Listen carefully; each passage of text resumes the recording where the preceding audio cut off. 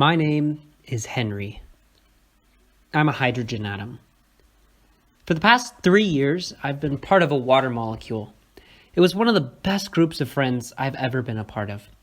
I was bonded to Oscar, an oxygen atom at my right hand. For 3 years, we shared our electrons in what I thought was an unbreakable bond of friendship. That is, until yesterday. There was another hydrogen atom named Hugo bonded to the other side of Oscar, H2O. We were in the atmosphere for about 8 days before the storm came. We became part of a rain droplet that quickly fell to the soil at the base of an apple tree in a town called Condern. Through the storm, we kept our strong covalent bonds and never let go of each other. But now, we were underground, and it was dark, and it was cold. As we traveled slowly along, we encountered a root cell. It must have been from that apple tree we had passed along the way down. We noticed that there was more sugar inside of the root cell than there was outside of the root cell. And at first, Oscar did not want to go towards it, but I reminded him of our duty as a water molecule. We knew osmosis had to take place. There were too many solutes in the cell. And so we entered the cell to dilute it and to bring things to equilibrium. But as we entered the root, something strange happened. We found ourselves going up and up and up and up. And we passed through this long tunnel that seemed to go on forever, for eternity almost. We stayed close together. We weren't sure what was going to happen. But eventually, we were dumped into these cells that were green. Green light was being scattered everywhere. And that's when we realized we were inside of a leaf cell. Oscar and Hugo and I were ushered into this large green building of sorts. The other hydrogen said it must have been a chloroplast.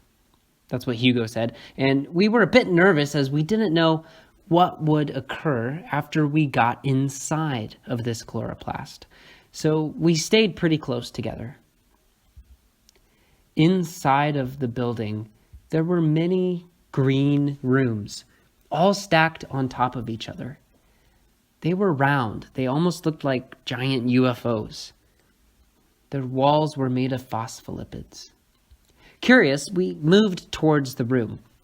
A large sign read, "Thylakoid Loading Center." Again, Oscar did not want to go in. "What does loading mean?" he said. I, being the reasonable hydrogen, of course said, "Can it really be that bad?"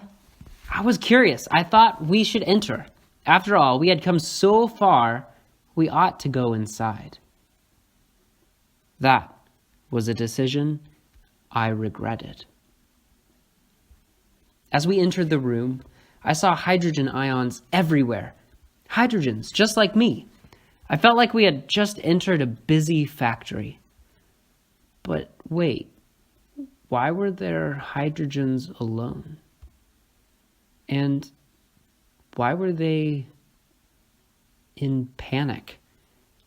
At that moment, we were approached by a protein. He was too big for us to resist. And before we knew what was happening, he ripped me and Hugo and Oscar apart. "No!" I screamed.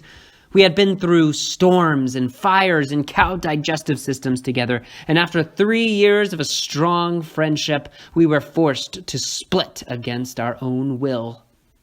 I saw Oscar drift away and join up with some other oxygen atom. And before I could even yell goodbye, the two paired oxygen atoms were spit out of the thylakoid loading center. I've never seen him since. Hugo got quickly lost in the crowd of the other hydrogen ions that were also separated from their oxygens. I was in a water-splitting horror house. I started to calm down, and I glanced above me to see the ceilings and the walls, covered in various macromolecules and phospholipids. Light was splashing onto the thylakoid all around, and I saw massive molecules called chlorophyll collecting light like solar panels. Colors of all kinds splashed into the chlorophyll, red and blue and purple. The strange thing was that the chlorophyll didn't want the green light. The green bounced off the chlorophyll and back out of the leaf. Looked like this thylakoid was not only in the business of separating hydrogens from their oxygen friends, but also splitting green light from the rest of light. Maybe that's why leaves are called leaves, because the green light leaves and the oxygen leaves. When the light hit, I noticed something strange happening. All these electrons in the chlorophyll molecule started dancing. In fact, the light excited them so much that they danced right out of the chlorophyll molecule. The electrons danced down this long transport chain in the ceiling and danced straight ahead of me. That was strange, I thought. Where could those electrons be headed? And why was this thylakoid room called a loading center? What was being loaded? I didn't see anything being loaded onto anything. I noticed all the hydrogen ions were being pushed forward ahead of me and out of the room. I moved forward with them until a strange set of revolving doors pushed me out of the thylakoid room. The instant I exited the doors, I saw a huge barge or a boat or a ship coming towards me. It approached me like this massive boat for transporting things. The letters NADP+ were on the side of the boat in big white letters. But it was empty. What could it be used for carrying? Perhaps those dancing, excited electrons? They quickly made their way over to me. That's when I realized I was being loaded. I was the reason why it was called the loading center. The electrons quickly loaded me onto the NADP+ ship, and I noticed the nice big letters changed to NADPH. H stood for hydrogen. Me. As I looked down from the boat, I saw many different molecules that all looked like batteries. ADP. They only had 2 phosphates attached to them. They were spent. They needed to be recharged. I saw them approaching the revolving doors and get an extra phosphate. It was like they were being charged. They seemed to be energized again, full of energy and life and ready to power all the processes within the chloroplast. The charged ATP traveled alongside of the NADPH barge. We had left the thylakoid, but we were still in the chloroplast. I asked the driver of the ship where we were headed. Out to the stroma, he said. Where's that? I asked. It's that big space out there in the chloroplast, further out. When we had traveled a bit further, I saw what seemed to be this grand royal entrance. Carbon dioxide was entering the chloroplast. 1 carbon atom, 2 oxygen atoms bonded together with these double bonds. I saw a bunch of enzymes or proteins rush to greet the molecule. They clothed the carbon dioxide with a bunch of other molecules. The enzymes were building something. And I saw this large clump of carbon and oxygen atoms coming together. The whole process was being powered by those ATP batteries.